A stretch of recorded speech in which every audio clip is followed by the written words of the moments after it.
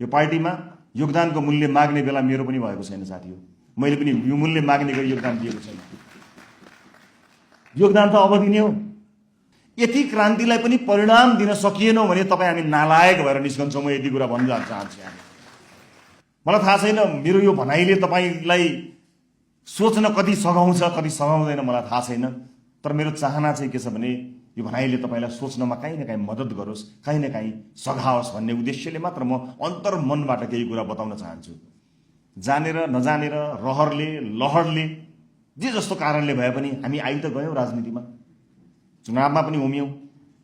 नेपाली जनताले परिवर्तन गर तिमीहरू भनेर हामीलाई ऐतिहासिक जनमत पनि दिए र हामी त्यो जनमतको सम्मान गर्दै संसदसम्म आइपुगेका छौँ। तर चुनाव जित्दैमा हामी सर्वगुण सम्पन्न हुने होइन। चुनाव जित्दैमा हामीले सम्पूर्ण ज्ञान अथवा आफ्नो क्षेत्रका सम्पूर्ण आवश्यक कुराहरूको जानकारी प्राप्त गर्नुको त्यसको प्रमाण होइन। निर्वाचन आयोगले निर्वाचित भएको सर्टिफिकेट हातमा थमाइदिनु भनेको तपाईँलाई सर्वगुण सम्पन्न राजनीतिज्ञ भनेर दिएको सर्टिफिकेट चाहिँ पक्कै पनि होइन। चुनाव मात्रै जितेका हौँ हामीले, अर्थात् सुरुवात मात्रै गरेका हौँ। सम्झनुहोस् त, जब यो देशमा एकदलीय शासन व्यवस्था थियो, पञ्चायती व्यवस्था थियो, निर्दलीय शासन व्यवस्था थियो, त्यतिखेर आज हामीले बेला बेलामा कटाक्ष गरे तापनि ती राजनीतिक दलहरू, चाहे नेपाली काङ्ग्रेस भन्नुहोस्, नेकपा एमाले भन्नुहोस् अथवा विभिन्न कम्युनिस्ट घटकका दलहरू भन्नुहोस्, ती दलहरूले 30 वर्ष अनवरत सङ्घर्ष गरे।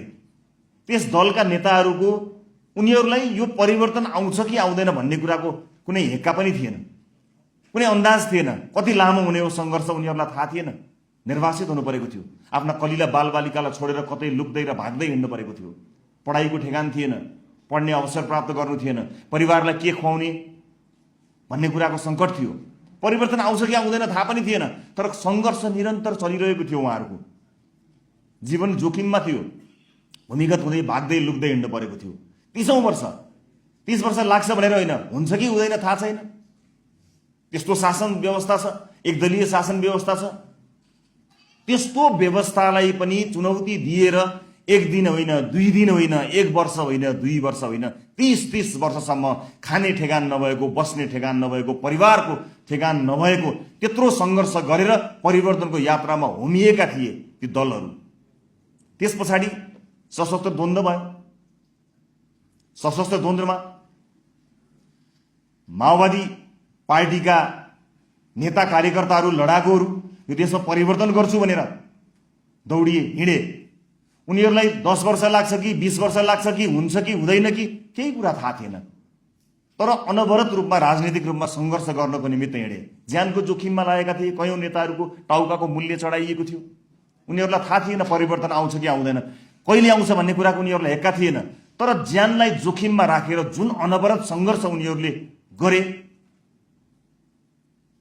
जसको जेसुकै उद्देश्यता भए पनि, कुनै आस्थाका हिसाबले, विचारका हिसाबले हामी त्यहाँ सहमत हुन नसके तापनि परिवर्तनको एउटा बाटोमा होमिएका ती राजनीतिक मानिसहरू, उनीहरूलाई थाहा थिएन के परिवर्तन आउँछ कि आउँदैन, व्यवस्थै परिवर्तन गर्न सकिन्छ कि सकिँदैन, यो फेर्न सकिन्छ कि सकिँदैन, प्रणाली बदल्न सकिन्छ कि सकिँदैन, उनीहरूलाई केही पनि थाहा थिएन। त्यस्तो सङ्घर्ष गरेकोबाट आएर राजनीति आज यस्तो ठाउँमा आइपुगेको छ कि हामीलाई त थाहा छ, हामीलाई थाहा छ चुनावमा जाँदा पनि हाम्रो बहुमत आउँछ भन्ने हामी सबलाई थाहा थियो। सब थाहा पाएको यति सजिलो सङ्घर्ष आजसम्म इतिहासमा दुनियाँमा कहिले पनि गरेको छैन, कसैले पनि गरेको छैन यति सजिलो सङ्घर्ष। हामी त्यति सजिलो सङ्घर्षबाट आएका हौँ। तर यो सङ्घर्ष यति सजिलो पार्नुभन्दा अगाडि जुन गाह्रो सङ्घर्षको यात्रा यो देशका राजनीतिज्ञहरूले गरे, त्यो जग त हामीसँग छ नि। राजनीतिका रूपमा, पार्टीका रूपमा हामी अलग हौँला, विचारका रूपमा हामी अलग हौँला, सिद्धान्तका रूपमा हामी अलग हौँला, तर मुलुकमा राजनीतिक परिवर्तनका हिसाबले खनिएको त्यो जगमा गरिएको दुःख जस्तो दुःख तपाईँ हामीले अहिले पनि गर्नु परेन, भोलि पनि गर्नुपर्ने छैन। अब 5 वर्ष हामीले काम गर्नुपर्नेछ।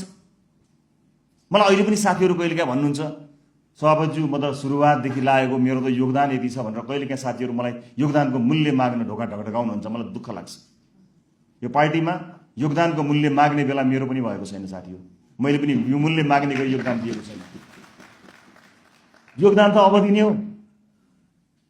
यो सङ्घर्ष हेर्नुहोस् त, यो क्रान्ति, इतिहासकै सबभन्दा सजिलो क्रान्ति, घरमा खाना खाएर निस्किनुहुन्छ, बालबच्चा परिवारहरू सकुशल छन्, कहीँ लुक्दै भाग्दै हिँड्नु पर्दैन। डाइनिङ टेबलमा तातो खाना कुरेर बसेको हुन्छ तपाईँलाई, सबैले नमस्कार गर्छन्, ओरपर क्यामेरा छन्, वाही छ, अन्तर्वार्ता लिन विभिन्न स्टुडियोमा तपाईँहरूलाई भ्याइ नभ्याइ छ। यति क्रान्तिलाई पनि परिणाम दिन सकिएनौँ भने तपाईँ हामी नालायक भएर निस्कन्छौँ। म यति कुरा भन्न चाहन्छु।